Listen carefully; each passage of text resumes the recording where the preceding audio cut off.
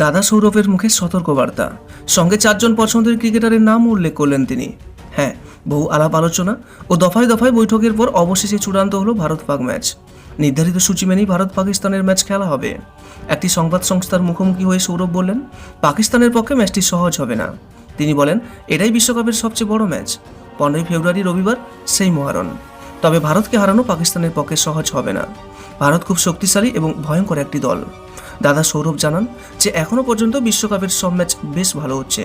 প্রতিটা ম্যাচেই লড়াই হচ্ছে। নেদারল্যান্ডস থেকে স্কটল্যান্ড, নেপাল কাউকেই কমিয়ে রাখা যাচ্ছে না। সঙ্গে সৌরভ গঙ্গোপাধ্যায় ভারতীয় দলের 4জন পছন্দের প্লেয়ারের নামটাও শোনালেন। অভিষেক শর্মা, বুমরা, অধিনায়ক সূর্য ও ঈশান কিষান। তবে পাকিস্তানের বিরুদ্ধে খেলতে নামার আগে ভারতের কোচেরা জানালেন যে পাকিস্তানের বিরুদ্ধে খেলতে নামার আগে সতর্ক তারা। ভারতের সহকারী কোচ দুষ্কাতে জানান, আমরা এতদিন এটা ধরেই এগোচ্ছিলাম যে পাকিস্তানের সঙ্গে ম্যাচ খেলবো। আমরা তেমনভাবেই নিজেদের তৈরি করছি। আমরা অন্য কিছু ভাবিনি, শুধু ক্রিকেটের উপরেই নজর দিচ্ছি। তিনি বলেন যে পাকিস্তানের বিরুদ্ধে ম্যাচ খুব একটা সহজ হবে না, কারণ কলম্বোতে গিয়ে খেলা যথেষ্ট চ্যালেঞ্জের। পাকিস্তান সেখানে কয়েক সপ্তাহ ধরে আছে। ওরা ওখানকার পরিবেশ ভালো করেই জেনে গেছে। তাই আমরা খুব সতর্ক এবং নিজেদের সেরাটা দিতে তৈরি। হ্যাঁ, ভারত নাকি পাকিস্তান, কোন দলের পাল্লা ভারী বলে আপনার মনে হয়? অবশ্যই আপনার একটি মূল্যবান মন্তব্য জানাতে ভুলবেন না।